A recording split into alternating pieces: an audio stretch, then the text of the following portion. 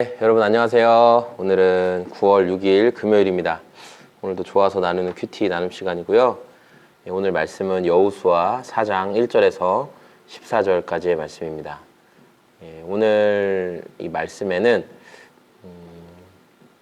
이제 이스라엘 백성들이 하나님 은혜 가운데 요단강을 이제 건너가는 내용이 담겨져 있습니다. 네, 여기서 보면은 그때 요단강은 어제 이제 묵상에도 나오는 것처럼 추수할 때가 돼서 강 뚜까지 물이 찬 뭐 얕은 곳이 아니었다는 것을 우리가 잘 알 수 있습니다.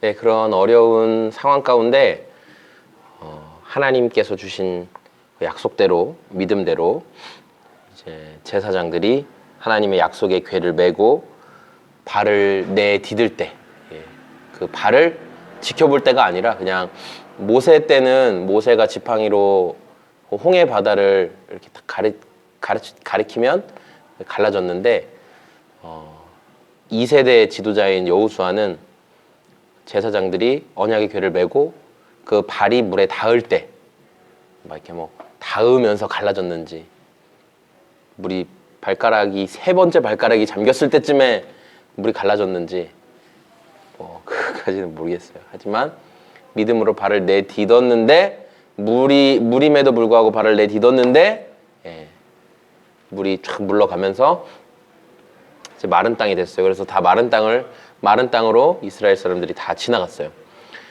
그 여호수아가 이제 얘기하는 거죠.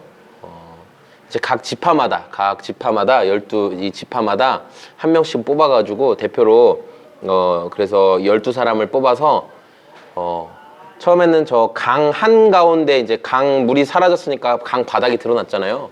그래서 그 강 바닥에 이제 돌들 있는 거기 강 바닥에 있는 돌을 가지고 한 무더기 제단을 쌓고 한 명 하나씩 돌을 가져가서 12개의 돌 이렇게 돌 무덤이라고 그러죠. 돌 무더기를 쌓아놓고 그리고 이번에는 강 안에도 요단강 안에도 돌 무더기를 쌓아놔라. 이렇게 12개씩 해서 2개의 돌 무더기가 있는 거예요. 모세의 지도력 여러 가지 영역에서 나타났지만 큰 문제였던 홍해 적들이 막 쫓아오고 이스라엘을 죽이려고 하는 이집트의 군사들이 막 쫓아올 때 그때 모세가 홍해를 가름으로 하나님이 가르셨죠. 모세의 손을 통해 하나님이 가르심으로 모세의 지도력을 드러내신 것처럼 이번에는 여호수아를 통해서 그런 동일한 사람의 힘으로는 절대 갈라지지 않는 이 요단강을 가르심으로 여호수아에게 이 지도력을 이양해 주시는 하나님의 모습을 보게 됩니다. 그러면서 이제 오늘 본문의 대부분은 이렇게 기념비, 그래서 믿음의 유산을 물려주고 또 후대에 알려주고 하는 게 중요한 이 본문의 묵상이 되는 것 같아요. 네. 그리고 저는 거기에 덧붙이자면 강물 안에 이제 세우게 될 그 기념비는 사실 물이 흐르고 나면은 의미가 잘 모르죠. 안 보이잖아요. 강가에 세운 기념비는 너무 잘 보이잖아요. 이거는 누가 물어보면 여기 돌무더기가 이게 뭐예요? 물어보면 우리가 이게 강이 갈라졌고 하나님이 가르셨고 우리가 저 강 안에서 이 12개의 돌을 가지고 와서 세운 거란다. 우리가 여기를 다리 놓고 건너지 않고 물을 가르고 건너갔단다. 뭐 이렇게 말할 수 있죠. 근데 강 안에 한 거는 물에 잠기면 안 보이잖아요. 우리가 가지고 있는 믿음의 증거가 외적인 증거가 있고 내적인 증거가 있다고 저는 생각해요. 외적인 증거, 내적인 증거.